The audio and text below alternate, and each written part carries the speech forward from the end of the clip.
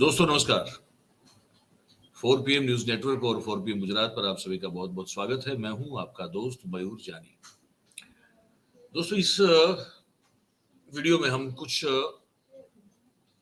ऐसे मुद्दों पर बात करेंगे जो हो सकता है कि आपको लगे कि थोड़े अलग अलग हैं, लेकिन आप यकीन मानिए वो कहीं ना कहीं एक दूसरे से जुड़े हुए हैं। देखिए, अब हम जा रहे हैं लोकसभा चुनाव की ओर, सब जा रहे हैं ना, पूरा देश जा रहा है। अब कुछ लोग कहते हैं कि चुनाव समय से पहले घोषित हो जाएगा, कुछ लोग कहते हैं कि नहीं, बिल्कुल वो अपने समय पे होगा। कुछ लोग अब ये भी कहना शुरू कर दिए हैं कि नहीं, हो सकता है चुनाव कराने में देरी हो जाए, मतलब कि अपने नियत समय से भी चुनाव हो सकता है कि देर से हो। ये सब बातें हो रही हैं। अब क्यों हो रही हैं? क्योंकि देश के प्रशासन की जो लगाम जिसके हाथ में है, वो है हमारे प्रधानमंत्री जी नरेंद्र मोदी साहब। अब उनको लेकर बहुत सारी चीजें जो हैं वो एक के बाद अब एक जिस तरह से खुलासे हो रहे हैं, और वो एक राजनीति एक तरह की जो पिछले 20-22 साल से करते आ रहे हैं, उस राजनीति को करने का तरीका जो है उनका, अब वो बहुत कुछ समझ लीजिए कि एक्सपोज हो चुका है। वो कैसे अपने विरोधियों को ठिकाने पे लगाते हैं। विरोधी का मतलब विपक्ष नहीं है, मैं आपको बता दूं। विरोधी मतलब कि वो चाहे अपनी पार्टी में भी हो या तो विपक्ष में हो, उनके लिए जो उनको फॉलो नहीं करते हैं, जो उनका कहा नहीं मानते हैं, जो उनकी हाँ में हाँ और उनकी ना में ना नहीं बोलते हैं, वो सब विरोधी होते हैं। इसमें फिर पक्ष में हो या विपक्ष में कुछ खास फर्क नहीं पड़ता है। तो उनको कैसे जो है वो दरकिनार कर देते हैं, एक अंधेरे गर्त में जो है, अंधेरे की गर्त में जो धकेल देते हैं, ये सब चीजें और वो करने के तरीके अब सब बाहर लोग जानने लगे उस चीज को। उसको लेकर जो है एक अलग सा एक माहौल जो है इस देश में, चाहे वो with in the party BJP हो या वो विपक्षों में हो, वो जो है अब वो सब जो है इसको समझने लगे हैं, जानने लगे हैं। और इसी से जो है वो कुछ एक अलग सा वातावरण जो है देश में भारतीय जनता पार्टी और नरेंद्र मोदी साहब के प्रति बन रहा है। अब वो विरुद्ध में है, उनको तकलीफ देगा नहीं देगा, मैं अभी ये कह नहीं सकता। लेकिन जो हो रहा है, जो होता हुआ दिखाई दे रहा है, मैं उस पर आपसे बात कर सकता हूँ। तो ये सब इस कार्यक्रम में कुछ ऐसी चीजें आप जो है देखेंगे, सुनेंगे। मैं शुरुआत करूं, सबसे पहले आप सबसे एक छोटी सी गुजारिश है कि आप अभी से अगर इस ये वीडियो की लिंक को हो सके उतना शेयर कर दें, तो हमारी बातचीत जो है मैक्सिमम लोगों तक हम पहुंचा पाएंगे आप सबके समर्थन से। क्योंकि आप सब भी तो हमारे इस कार्यक्रम का हिस्सा हैं, आप भी तो भागीदार हैं, इस पार्टिसिपेंट है इस कार्यक्रम के। तो मैं वो जो कैग ने जो रिपोर्ट निकाली, जिसमें सबसे बड़ा घोटाले का जो एक इशारा किया गया गडकरी साहब के डिपार्टमेंट की ओर, जो कि जिसका काम है इंफ्रास्ट्रक्चर बनाना, रोड रास्ते सब बनाना, ये सब उनका जिम्मा है। वहां जो द्वारका एक्सप्रेस को लेकर जो एक खुलासा किया गया है, वो उस पर हम एक चर्चा लाइव पैनल डिस्कशन कर चुके हैं कुछ 2-3 दिन पहले, कि वो एक तरीका है आने वाले चुनाव में गडकरी, क्योंकि बहुत लोकप्रिय हैं with in the party also, party में खुल के बोलता नहीं है लेकिन पार्टी में भी हैं, संघ के तो बहुत ही चहीते हैं, और विपक्षों में भी वो एक मान्यता प्राप्त चेहरा है। और जैसे अभी माहौल बन रहा है, तो आने वाले समय की संभावना को देखते हुए एक बहुत जरूरी कदम बन जाता है प्रधानमंत्री मोदी साहब के लिए कि वो अपने प्रतिद्वंदी को अभी से ठिकाने लगा दें। भाई खुदा ना खास्ता ये अगर हो गया कि पूर्ण बहुमत की तो बात, अभी तो अब की बार तो 400 पार या 350 पार की बात कर रहे हैं ये लोग, लेकिन अगर ये ना हो पाया और कहीं 200 पौने 200 के आसपास सिमट गई बीजेपी, समझ लीजिए, मानने की बात है, समझने की बात है, हो सकता है, अगर ये हो भी सकता है, तो फिर क्या नरेंद्र मोदी साहब की अगुवाई में एनडीए जो है या दूसरे पक्ष जो है वो आएंगे सरकार बनाने को लेकर या नहीं आएंगे? लेकिन अगर गडकरी रहते हैं तो फिर ये पूरी तरह से संभावना बन जाती है। तो एक तरह से वो अभी से जो है उनके एक बहुत कट्टर प्रतिद्वंदी प्रतिस्पर्धी मोदी साहब की नजर में हो सकते हैं। और इसीलिए वो एक रिपोर्ट सीएजी ने पेश की, जहां पे वो साबित नहीं होगी, गडकरी ने एक जाहिर पब्लिक एक कार्यक्रम था उसमें कहा भी एक चैनल के मंच पर कि हमारे अफसर जो है इस चीज को एक्सप्लेन नहीं कर पाए ठीक से, अदरवाइज ये कोई घोटाला नहीं है। तो ये एक फिर से तथाकथित पूर्ति घोटाले के बाद एक बार फिर से जो है नितिन गडकरी को इस तरह के एक तिकड़म से किनारे करने की कोशिश की गई।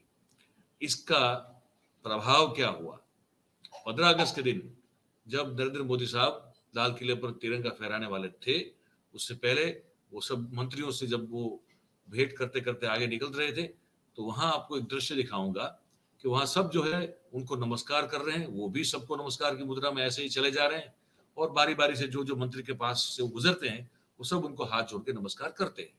लेकिन ये दृश्य मैं आपको दिखाने जा रहा हूं, इसको आप ठीक से देखिए, फिर इस पर बात करते हैं।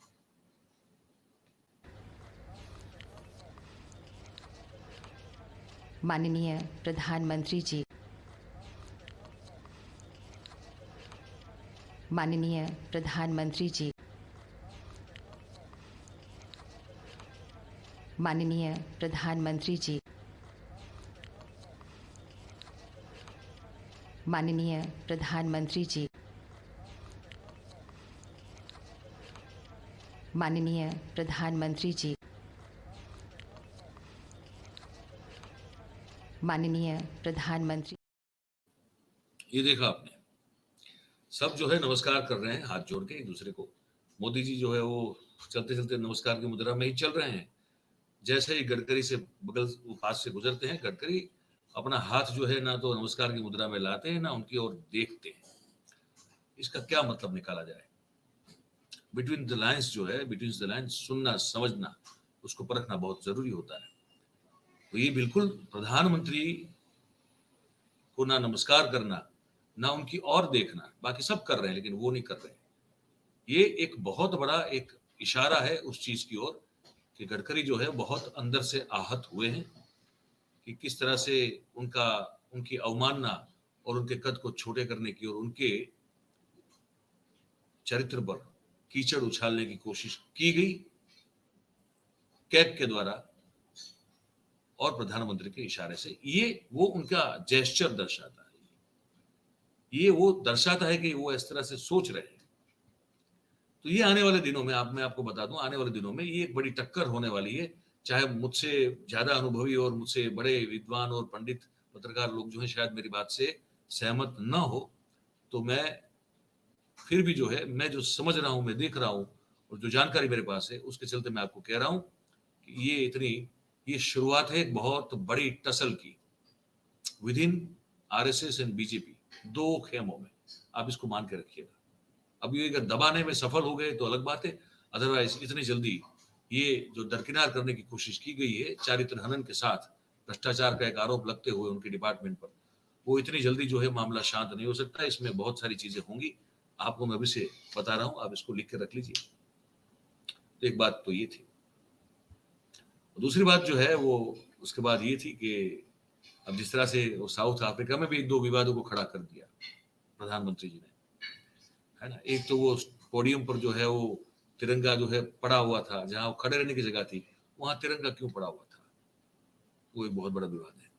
और दूसरा कि जब तक मुझे उन्होंने जिद पकड़ के रखी कि भाई मैं तो अपने एयरक्राफ्ट से नीचे उतरूंगा नहीं तब तक जब तक कि मुझे साउथ अफ्रीका के जो मुखिया हैं वो लेने के लिए आए, क्योंकि वो अगर चीन के राष्ट्रपति को लेने जा सकते हैं तो फिर मैं उससे कम थोड़ी हूँ।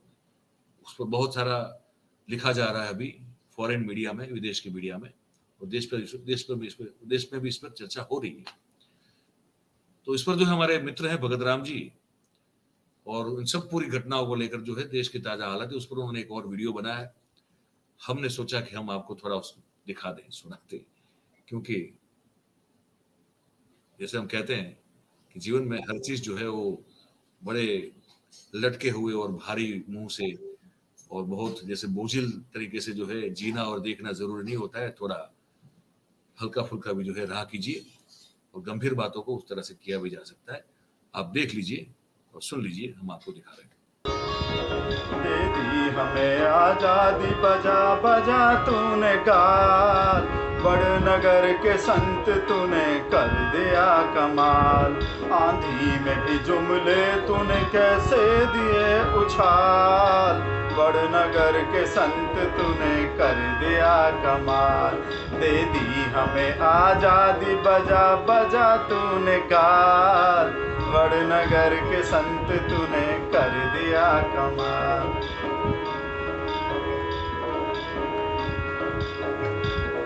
कोरोना से लड़ी तूने अजब ढंग से लड़ाई, मांगी जो पीपी किट तो तूने थाली बजवाई, नोटबंदी करके छीनी सबकी गाढ़ी कमाई, वारे फकीर खूब करामात दिखाई, चुटकी में बेच तूने दिया देश ये तमाम, और नगर के संत तूने कर दिया कमाल। हमें आजादी बजा बजा तूने काल, बड़नगर के संत तूने कर दिया कमाल।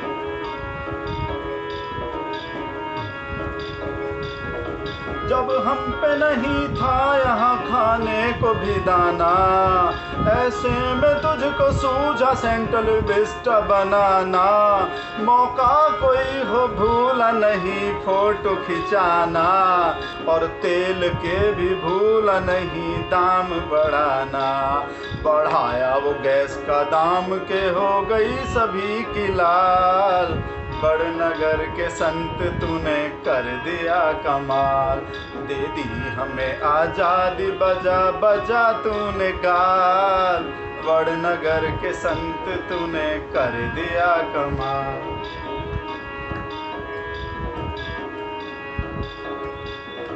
जग में मजा लिया है तो बस नमो तू ही लिया, जो चाह जैसा तूने वैसा प्लेन मंगा लिया, मांगा जो हिस्सा फंड का निजी बता दिया, एंकर को दिया बिस्कुट और गोदी बिठा लिया, उस दिन से आज तक है सवालों को रहा टाल, कर दिया कमाल, दे दी हमें आजादी बजा बजा तूने काल, बड़नगर के संत तूने कर दिया कमाल।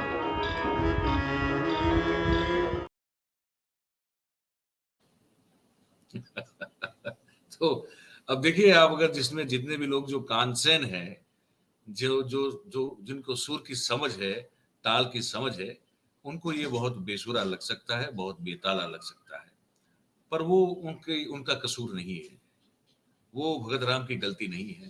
वो जिनके चेले हैं, जिनके भगत हैं, वो उन्हीं की तरह तो होंगे, वो अपने प्रभु की तरह ही तो बर्ताव करेंगे, उनमें वही गुण होंगे, वही अवगुण होंगे, वो जो उनके प्रभु में होते हैं या उनके गुरु में होते हैं। तो वहां गलती जो है वो भगत राम की नहीं है। तो उनके अगर बेसुरेपन को और बेतालेपन को माफ करते हुए वो जो कहना चाहते थे, अगर उसको आप ठीक से समझ लें तो बहुत अच्छी बात होगी।